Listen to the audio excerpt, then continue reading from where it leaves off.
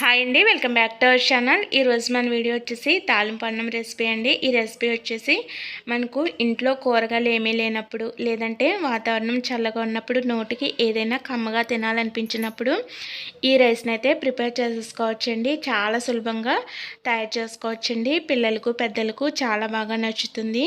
ఎగ్జాక్ట్గా మనం ఉప్మాను ఎలాగైతే తాలింపు వేసుకుంటామో అదే ప్రాసెస్లో ఈ రైస్ను ప్రిపేర్ చేసుకోవచ్చండి. ఇంకా వీడియోలోకి వెళ్ళిపోయి ఆ ప్రాసెస్ ఏంటో చూసేద్దాము. ప్రాసెస్ అయితే ఉప్మా తయారు చేసుకునేటట్టే ఉంటుంది కానండి, టేస్ట్ అయితే మటుకు ఉప్మాలాగా అస్సలు ఉండదండి. ఒక డిఫరెంట్ ఫ్లేవర్ అనేది మనకు తెలుస్తుంది. రైస్తో ప్రిపేర్ చేసుకుంటున్నాం కదండి, చాలా అంటే చాలా టేస్టీగా ఉంటుందండి. ఒకసారి ట్రై చేసి చూడండి. ముందుగా రైస్ను శుభ్రంగా వాష్ చేసుకుని రెడీగా ఉంచుకుని పెట్టుకోవాలండి. ఇక్కడ 1.5 గ్లాస్ వరకు రైస్ తీసుకోవడం జరిగిందండి. తర్వాత స్టవ్ ఆన్ చేసుకుని ప్యాన్ పెట్టుకుని 3 టేబుల్ స్పూన్స్ వరకు నూనెను వేసుకోవాలి. నూనె బాగా వేడైన తర్వాత 1/2 టీ స్పూన్ ఆవాలు, 2 టీ స్పూన్లు పచ్చిశనగపప్పు, 2 టీ స్పూన్ల వరకు మినపప్పును కూడా వేసేసుకుని ఇవి చక్కగా వేయించేసుకోవాలండి. ఇవి ఎగుతున్నప్పుడే కొద్దిగా జీలకర్రను కూడా యాడ్ చేసుకుని వేయించుకోవచ్చండి. నేనైతే లాస్ట్లో కొద్దిగా జీలకర్ర పౌడర్ను యాడ్ చేసుకోవడం జరిగింది. తర్వాత 4-5 ఎండుమిరపకాయలు ఈ విధంగా తుంచి వేసేసుకుని ఇవి కూడా చక్కగా వేయించేసుకోవాలి. ఎండుమిర్చిని కూడా చక్కగా వేయించేసుకున్న తర్వాత 1 ఇంచు వరకు అల్లం ముక్కను తీసుకుని చిన్న చిన్న ముక్కలుగా కట్ చేసేసుకుని యాడ్ చేసుకోవాలి. తర్వాత 4 పచ్చిమిర్చి చీలికలను కూడా వేసేసుకోవాలండి. తర్వాత ఒక పెద్ద ఉల్లిపాయను ఈ విధంగా సన్నగా పొడుగ్గా కట్ చేసేసుకుని అవి కూడా చక్కగా వేయించేసుకోవాలి. తర్వాత కొద్దిగా కరివేపాకును కూడా వేసేసుకోవాలి. ఉల్లిపాయలు మరీ దోరగా వేయించుకోకూడదండి, ఒక 50% వరకు వేగితే సరిపోతుంది. తర్వాత 1/2 చెంచా వరకు పసుపును కూడా వేసేసుకుని ఇవి కూడా చక్కగా వేయించేసుకోవాలి. తర్వాత చిటికెడు జీలకర్ర పౌడర్ని యాడ్ చేసుకుంటే సరిపోతుందండి. మనం జీలకర్రను వేయించుకొని పౌడర్ చేసుకుని ఉంచుకుంటే మనం ఏ రెసిపీస్లో అయినా సరే యూజ్ చేసుకోవచ్చండి. జీలకర్ర పౌడర్ని కూడా వేసేసిన తర్వాత ఒకసారి మిక్స్ చేసేసుకోవాలి. ముక్కలు ఈ విధంగా వేగితే సరిపోతాయండి. అప్పుడే మనకు టేస్ట్ అనేది చాలా బాగుంటుంది. 1.5 గ్లాస్ వరకు రైస్ని తీసుకున్నాం కాబట్టి 3 గ్లాసుల వరకు వాటర్ని యాడ్ చేసుకోవాలండి.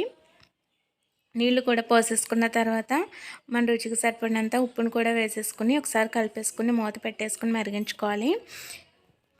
ఈ విధంగా నీళ్లు చక్కగా మరిగిపోయిన తర్వాత ముందుగా కడిగి పెట్టుకున్న బియ్యాన్ని వేసేసుకోవాలండి. బియ్యం ఒక పావు గంట ముందైనా సరే నానబెట్టుకుని ఉంచుకోవాలి. బియ్యం మొత్తాన్ని వేసేసుకున్న తర్వాత ఒకసారి కలిపేసుకుని ఫ్లేమ్ను సిమ్లో మాత్రమే పెట్టుకుని ఉంచుకోవాలండి. ఫ్లేమ్ను సిమ్లో పెట్టేసి మూత పెట్టేసుకుని మనం రైస్ని అయితే ఉడికించుకోవాలి. ఈ విధంగా కొద్దిగా రైస్ ఉడికిన తర్వాత ఒకసారి కలిపేసుకుని మళ్ళీ మూత పెట్టేసుకుని ఉడికించుకోవాలండి. అలాగని బాగా ఓవర్గా కలిపేయకూడదండి. బాగా ఎక్కువగా కనుక కలిపితే మనకు రైస్ అనేది ముక్కలుగా విరిగిపోతుంది. కాబట్టి నెమ్మదిగా ఈ విధంగా కలుపుకుంటే సరిపోతుంది. తర్వాత 1 టీ స్పూన్ వరకు నెయ్యిని యాడ్ చేసుకోవాలండి. మీకు నచ్చినట్లయితే యాడ్ చేసుకోవచ్చండి, లేకపోతే స్కిప్ చేసేయచ్చు. కానీ నెయ్యి ఫ్లేవర్ అయితే ఈ రైస్కు చాలా చక్కగా ఉంటుందండి. చాలా అంటే చాలా కమ్మగా ఉంటుంది. నెయ్యి కూడా వేసేసుకున్న తర్వాత మళ్ళీ మూత పెట్టేసుకుని నీళ్ళన్నీ ఇంకిపోయేంత వరకు రైస్ను చక్కగా ఉడికించుకోవాలండి. చూసారు కదా, మనకు రైస్ చాలా అంటే చాలా చక్కగా పొడి పొడిగా ఉడికిపోయిందండి. స్టవ్ ఆఫ్ చేసేసుకుందాము. స్టవ్ ఆఫ్ చేసేసుకుని ఈ రైస్ను మనం కొద్దిగా పెరుగుతో సర్వ్ చేసేసుకుందామండి. పెరుగుతో చాలా అంటే చాలా కమ్మగా ఉంటుందండి. అంతే ఫ్రెండ్స్, చూసారు కదా ఎంతో ఈజీగా చాలా అంటే చాలా టేస్టీగా ఉండే మనకు తాలింపు అన్నం అయితే రెడీ అయిపోయింది. మనకు ఇంట్లో వండుకోవడానికి కూరగాయలు ఏమీ లేనప్పుడు ఈ రైస్ అయితే మనకు చాలా చక్కగా ఉపయోగపడుతుంది. అలాగే మెయిన్గా వర్షం పడేటప్పుడు ఈ రెసిపీని కనుక ప్రిపేర్ చేసుకుని వేడివేడిగా తీసుకున్నామంటే చాలా అంటే చాలా కమ్మగా ఉంటుందండి.